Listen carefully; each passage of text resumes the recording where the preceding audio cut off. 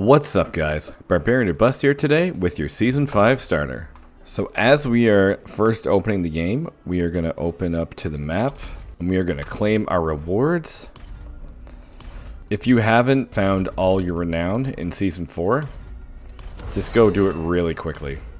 Next, we are going to open up our menu and we are going to choose what we're going to start with. I am torn. I really want to start with Bleed. Bleed is a lot of fun, so if I decide to do pure Bleed, I am going to start with Ren Rupture, and this will be how I'm going to start. I have two things that I want to start with, and this is one of them. The only thing about starting with Bleed is it takes a while for everything to die, because then you do have to wait for things to bleed out. But in the early game, it's a little tedious, but still quite fun. When you're going to start the new season, I don't know if you're going to want to do Helltide right away, or if you're going to also want to do these new leveling dungeons that they have. So we're going to have to see which one is better. So if you're going to start with the Bleed one that I suggest, go right into Flay, right into Rend. And when you get more points, the first thing you want to put them in, so you want to use Furious Rend so you can get more Fury, but you want to put points into here to Endless Fury. And they're going to bump this up in Season 5. When you have new items, just put them on. Just see if number is green or red. That's all you care about. These we are going to bypass these so often that you're not going to need to min-max to look at which one is so much better than the other one. Don't even worry about it. And the rest of your stuff, make sure you salvage absolutely everything. Don't start selling things until you get to World Tier 4. Just salvage the crap out of everything. So for an absolute awesome Bleed starter, put 3 points into Flay for Battle Flay. Put 7 points into Rend, into Furious Rend, so you can Rend more often. 3 points into Endless Fury, to make sure that you get more Fury every time you Flay, and then 2 points into Rallying Cry to make sure that you have a way to be unstoppable, and it'll get you also some more resource generation. Alright, we are level 8, and this is what our character looks like. We still don't have everything here. Here we have a two-handed axe. This is on purpose with purpose. We want to make this go up as high as possible. We want this to reach 10. And there's not a lot of times in builds that I use a two-handed axe. So I like to use an axe during the leveling process as much as possible. So if I get a sword that's better, and as long as it's not astronomically better, or a polearm that's a lot better, I'm going to keep this here and still look for axes so I can finish off my two-handed axe expertise. Because as we see, they do move up even though this is still locked. Here we are in Helltide. So you still want your Rallying Cry to get your resources up. And you want to hit a Steel Grasp, and then just use your Rend. So you can bring them in, or sometimes Steel Grasp will just kill them, which is really awesome. Okay, so bring everyone in, and then just hit them with a Rend. And again, that's why you want to use Furious Rend, because we don't have our Fury really managed yet. See, sometimes Steel Grasp actually already kills them, so that's amazing. So you can get this online pretty early, and it'll kill a lot of things pretty much in one swipe. Alright, let's show this here. Say luck we killed that guy too. There we go, that's 2 hits of Rend, and then that guy's now dead. Awesome. And we just got a good hat. Look at that. So because everything in the game will be easy when you start, the main thing is to get the skills up that really make things work, like movement speed and increasing your skills that you're going to do damage with. Everything else, like using Pit Fighter or Steel or Slaying Strike, those are more for the end game. You want to get more things online to make the build work. Once we hit level 10, make sure you go to town and craft a potion. Basic elixirs, go to whichever one you can use. I would say the attack speed one would probably be my favorite because critical strike chance is already low that we don't deal critical strikes very often. Our overpowered damage and vulnerable damage are very low, doesn't matter. And attack speed is the one that's going to give us the most bang for our buck. So make sure you craft the elixir of advantage. Just craft a bunch. I'll just do 4 just for the sake of the demonstration. Okay, we have some new things. We got green, put it on. Green, put it on. So, not green, green, but the rare's better, so we're going to put the rare back on. And that's better. There. We're not worried about any sort of aspects right now. And we have another point, so let's see what we can put it in. So we need this for our Fury setup, so that's good. We only have 1 point, and movement is quite slow, so I'm going to put that into swiftness. So if you're going to start with the bleed playstyle, just remember you want to bring enemies to you. This will actually also be the same way you're going to want to play the Fields of Crimson as well. I'm excited to try that. I want to see how well it does. Also, make sure you're doing your Whispers. In Season 5, we are going to be able to complete Whispers in the Helltide Zone. So that is also going to be another amazing source of XP. Doing Whispers while in Helltide is amazing. I think that's really, really smart, and I love it. So here we go. Just rending everything up. Love it. There we go. Drag them all in and rend. Look at that. Perfect.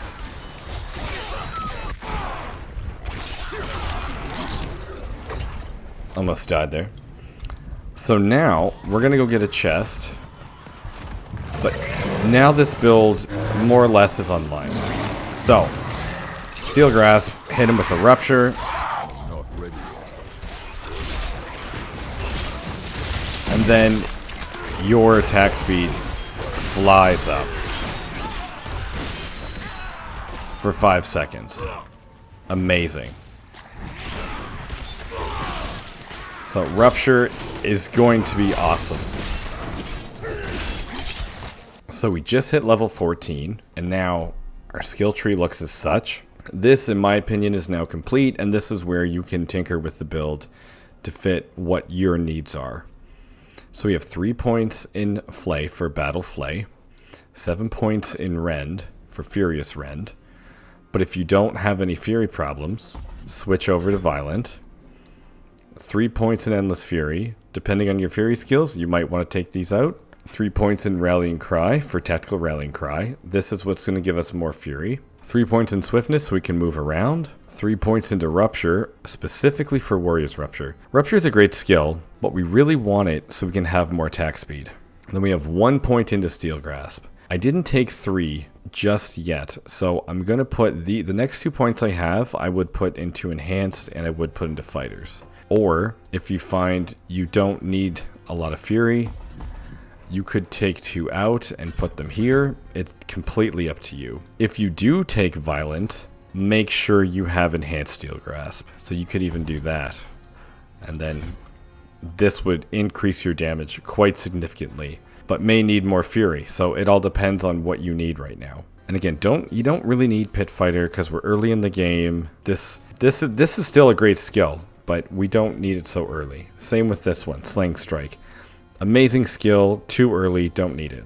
And same with down here, we can worry about that later. And the first ultimate I would take when I'm leveling, always call the Ancients. These guys kick some serious butt while leveling. Builds up your damage like crazy. So we're just going to show quickly a little bit of gameplay of how the rotation works.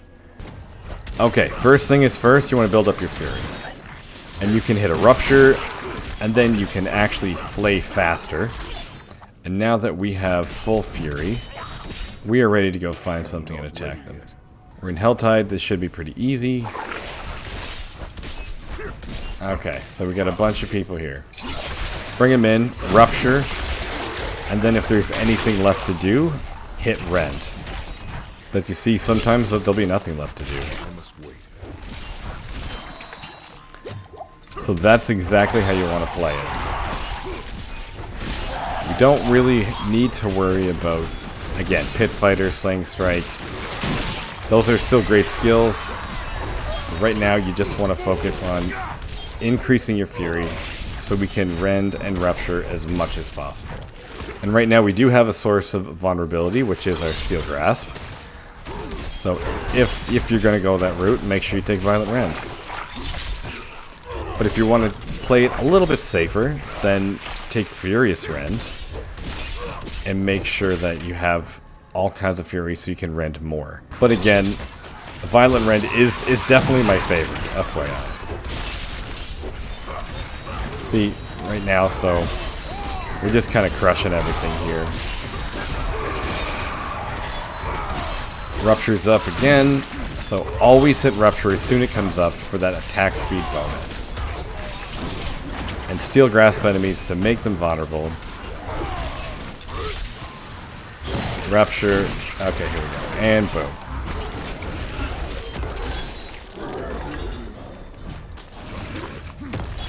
So this is one of the two ways that I'm potentially going to start the season.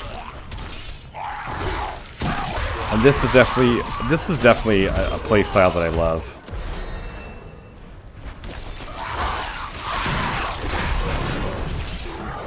Okay, here we go. We got a champion here. How's this gonna work out?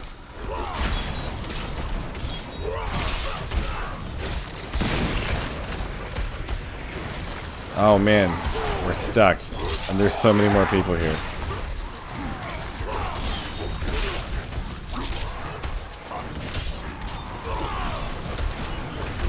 There we go. He's dead. Awesome. If you want to play Pure Bleed, by level 14, you can get this build online. Level 15 for sure, just to level off your points there. There, by level 15, you can have the full Steel Grasp as well, which you probably could if you shuffled around some points. This would be the Pure Bleed build that you could start with, which again requires no aspects whatsoever. To start off, I don't like using aspects because we are going to be switching over our gear so often. Again, look, here's another new piece. So if we actually made this into a legendary, we'd have to do it again, and it wastes way too many resources. Now I'm going to show you the second way. Okay, this other starter build is the same as my starter for Season 4, with the Lunging Strike, with Upheaval, which is now getting a 15% increase. So Upheaval will be stronger.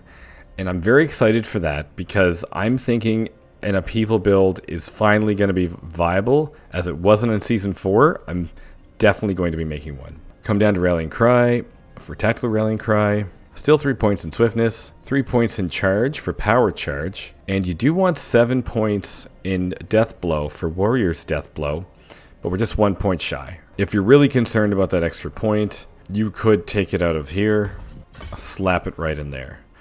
Because where this is a more mobile play style, we won't need Swiftness as much. And we also got our first unique, and ironically, this will help us because we are using Charge. So this play style is also very fun because it really gives you a lot of variety. Right now, I'm just hitting Death Blow. And I'm just crushing things with it, which is so much fun. But this is way more mobile as we use Lunging Strike and we use Charge. And when we have Full Fury, we just hit Upheaval. So this to me is probably a better playstyle if you're not someone that likes Bleed as much as I do. Like if you don't really have any bias, I would definitely go for this. Because right now, up close, you got Death Blow. You can just crush everything in Helltide right now. And then if something's not close enough to you, can hit Lunging Strike or Charge. And then Upheaval for big groups, because this is your awesome AoE skill, which I'm so happy it's getting a buff. And then you can finish off with Death Blow, get in position with Lunging Strike. It's really good. Here, Charge, Upheaval, and then Death Blow if needed. So to me, this is a faster playstyle. This is a better playstyle. But I'm very curious about the bleed changes, and I'm definitely going to be trying them. And I am biased towards bleed, that's why I also like it as well. But this is probably my favorite way to start the season. So those are my two favorite playstyles to start Diablo 4 with. These are both my seasonal starts. I have a lot of fun with both. I do like the mobility of the lunging strike charge upheaval better. It does seem to, it just covers more bases, and I feel it's a fun and a faster way to play. Still use the same potion, which is for the attack speed, and this is how I'm gonna start my season 5 off.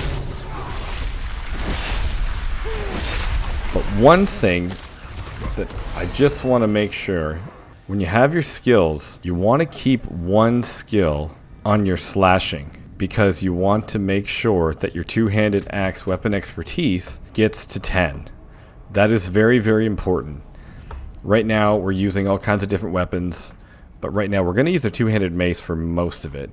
And that is going to get to level 10 so quickly because that's what we use for most builds. And the two-handed axe doesn't really have a niche yet.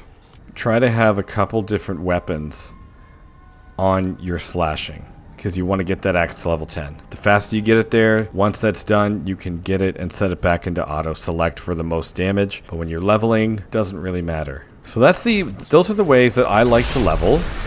And I just want to show one more thing.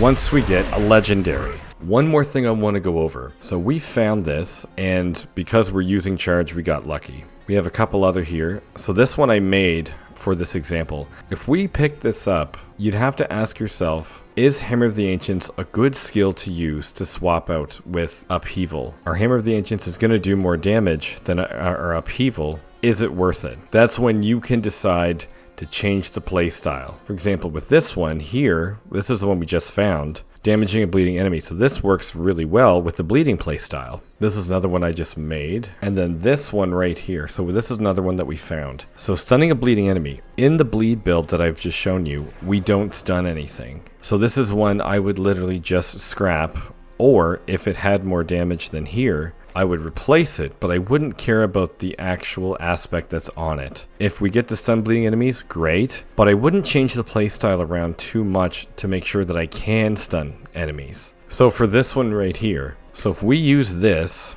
what I would do with the build right now is I would make sure that I could take Warcry or Challenging Shout. World Tier 2, we don't really need Challenging Shout, so I would go with Warcry. And right now I have 2 skills on my bar, and I'm using specifically Warcry, so that now we have Dust Devils. And again, I imprinted this just to show this, but the ones we found just weren't as exciting. Like we found also Blood Boil. So as you get legendary aspects, see if you can mold them into the playstyle. A leveling playstyle should be a lot of fun, and it should be very fluent and very easy to use. And I don't think it should require any legendary aspects, because if we keep using legendary aspects in all these spots, yeah, we'll be super powerful, but we'll be wasting all our resources. And what's more important, do we need to have full legendaries at level 19? Or why don't we just use what we have, and then once we get to level 60, level 70, and really get some legendaries that we actually want for the build that we want to play for a good portion of the season. So don't worry too much about legendary aspects. Just use your yellows, use the skills you have, and if you find an aspect that you really like, try to shuffle around some of your skills to make it fit in your bar to give you that extra power with the Ancestral Force. Considering Hammer of the Ancients, it did get a slight buff. It's possible to use the sword plus blood boiling, so we could actually take Hammer of the Ancients Enhanced and Violent for the 40x damage for 5 seconds, which you would receive every 20 seconds. So this would actually be a good playstyle because of these 3 pieces. Okay, so now we're going to use the aspects that we received. This is going to make us a lot stronger as well. We still could stay with Upheaval if we chose, but because we have that aspect for Hammer of the Ancients, we're going to deal more damage. And because we have a way to deal Dust Devils, we want to now shout more often. So this just changes everything up a little bit, just to take advantage of what we have for aspects. I'm not ready yet. So now our build becomes more of a charging slash lunging Hammer of the Ancients build. Which also creates Dust Devils. And now we want to shout more often.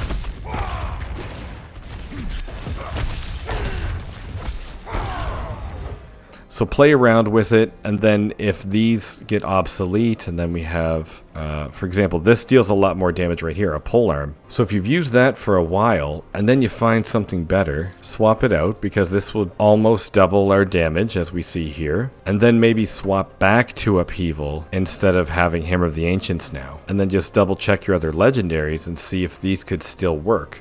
And if they don't, like let's say this one doesn't, double check if you have anything better. And if you do, swap it out. So that is the easiest and best way to level. It's also a very fast way to level. And then when you get to the end game, you'll have all kinds of materials, all kinds of legendary aspects that you'll have almost close to max to make the build that you actually want to play. This is the best way that I like to level. It's very fluid, it's very fun, and it doesn't keep you locked into all your skills. So if you don't like the bleed one, try the Upheaval with Lunging Strike. If you get an aspect for Hammer of the Ancients, try swapping out to Hammer of the Ancients just for that extra damage buff while leveling, and then swap back to something else once you find a weapon that has more damage. That's my leveling plan for Season 5, and I'm excited to give it a try. Alright guys, thanks for watching, and I will see you all on Tuesday in Season 5.